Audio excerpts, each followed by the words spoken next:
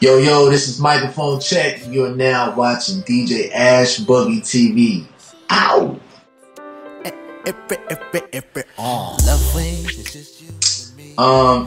Micahfonecheck. I am a writer, songwriter, singer, producer. I am, music. I'm a father and a lover and a fighter. All those good things all rolled into one. I don't want to reveal my age. I want to leave that to people's imagination. I'm however old you want me to be. And then I am originally from Rialto, California. It's about an hour away from LA, for those that are not sure. IE representing, also representing LA too, so just Southern California, but I'm originally from the IE. I'm an IE baby, all day. Rialto, California. Tell me who gon' love you better, nobody gets you better. I started out in a group, R&B group, as do a lot of kids these days. Well, back in the day when I started out, I started probably about 2001, 2002. I was really young, was in a group, and we were actually really, successful in the beginning. Had a lot of, I actually had to not drop out, but check out of school and get home studies because, things were moving so fast. And so, I got in a group with another guy by the name of Trey, my cousin David, and another guy by the name of Jhene. Shout out to them. We were called Final Four at first, and we were back and forth from LA to Atlanta, New York, all over, man. We were signed like 3 times, and every time we got signed, some unfortunate things were happening due to the climate change in the industry, where one label we were signed to, they dropped the whole urban department. So we were urban, so we were included in that. So yeah, started in a group, and then after a while, when the group thing wasn't going the way that I had planned and I wanted it to go, I took a different direction, and I said, let me try my hand at writing. Started writing about 4 or 5 years ago, writing seriously, and I just figured that would be my way into actually, music. Being a songwriter, that would open the door for my artist stuff because I was an artist first. So that's how that goes. You take the good with the bad with this industry, and it's definitely not for weak people. So I've been here for a minute, and I'm still going strong. I feel like I'm better than ever now. So there it is.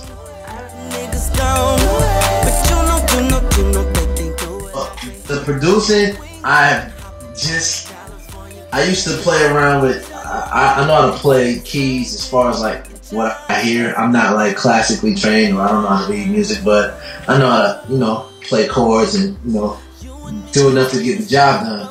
And so, I used to fiddle around with, on the production side a while back, and I kind of gave it up and focused more on writing, but now I'm stepping back into the production side. So if you heard my EP, I actually, produced, I wrote everything on my EP, and I produced LA Song featuring Jhene Aiko, Girls in America featuring Kendrick Lamar, and Between Sheets featuring Omarion. So I produced 3 of my records on my EP. Alright, cool. And those seem to be, some of the records that people love the most. So that kind of works I out. feel like I'm off to a good start as far as production wise. I got a long way to go, to be on a level that I know I can be.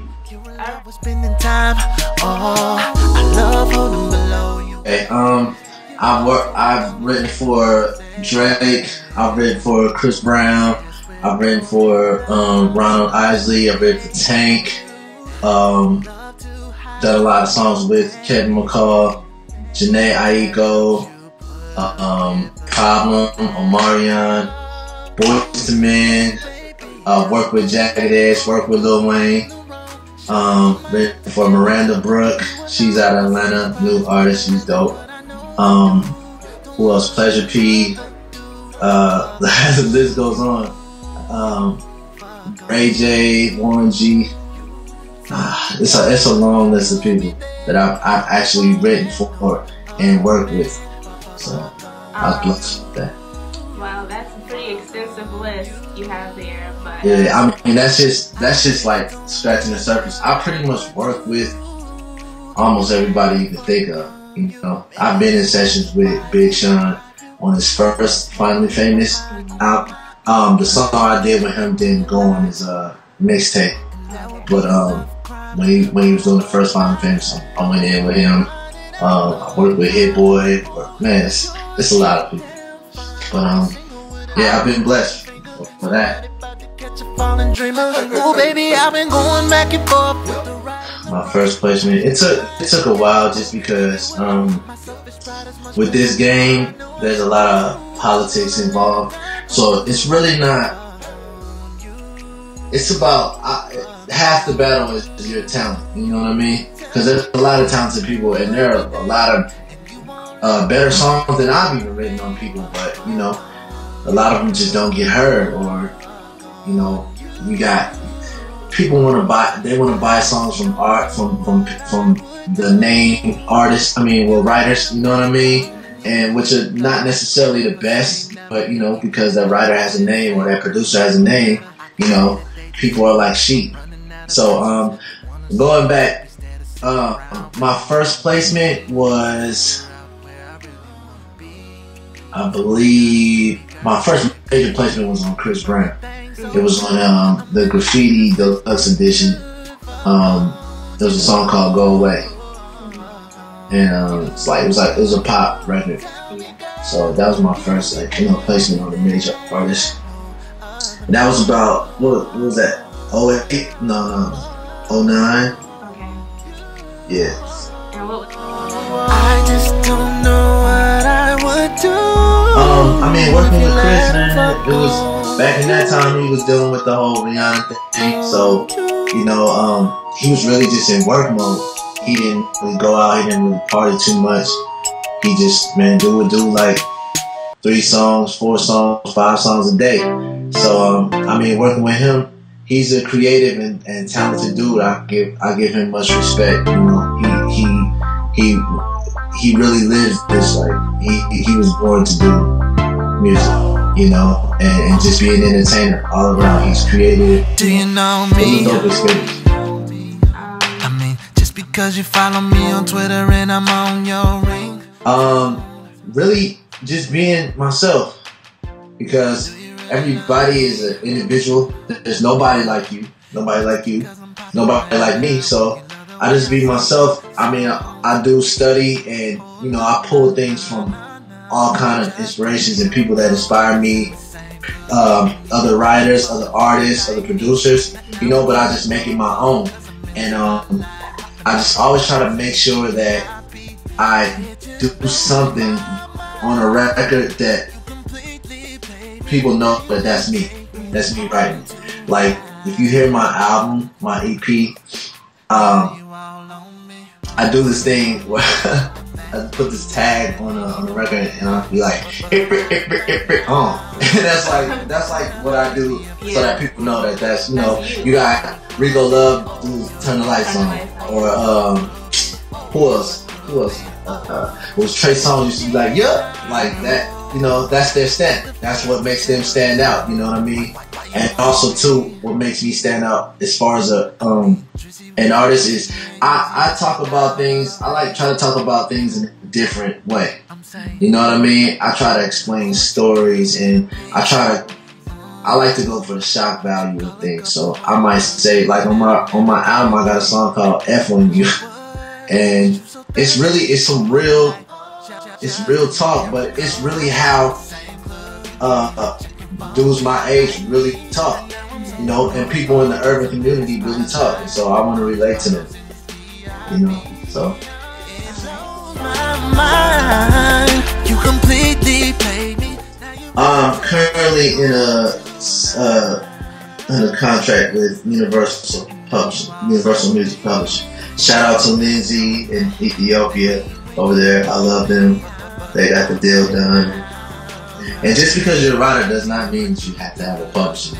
deal. You know, it's nice, you know, but you can definitely, you know, make moves on your own without a public. And it's actually better if you can do that. You know what I mean? But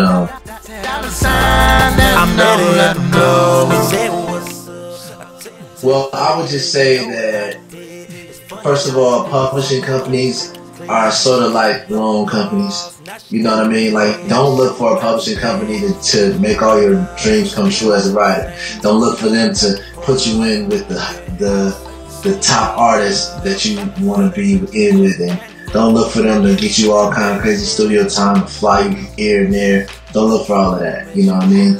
They're basically there to buy into your craft. They want to buy into what you are selling. You know what I mean? They're investing in you. And then basically just give you an advancement of money, which you don't see any of that money until you actually recoup it as far as from royalties and all of that. So don't be so quick to jump into getting a publishing deal unless, you know, you absolutely need one or need money or something like that. But also too, don't jump into it unless you're very comfortable with it. Because people gotta understand that when you get signed, you have an obligation. And say your obligation is, your MDRC is 3 songs. That 3 songs as a writer does not mean, oh, I wrote 3 songs, so I fulfill my obligation. No. You work off percentages. If 100% is a song, if you wrote 50% of that, if you wrote the song, but you didn't produce it, the most you'll get is 50%. And the producer will get the other 50. So you have to get 100% of 3 songs equivalent. And sometimes that can take 6, 7, 8, 9, 12 songs. So, you know, because nowadays writers are not getting, it's very rare that writers get 50% of a record. A lot of times the artist wants 10%, then you got the A&R that wants percentage, and then you get your cut. So you might end up with 20%. So now you gotta keep writing until you reach 100% of 3 songs.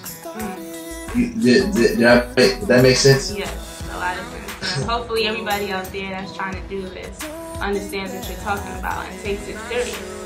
Yeah. Don't rush into getting a publishing deal, man. Like, money is cool, but at the end of the day, you know, you'll blow through money, man, and then you have nothing to show for it. And then you're stuck into a contract and you're stuck talking shit about your label, your publishing company. They don't do anything for you and all of that, man. Just make sure that the deal fits for you, you know?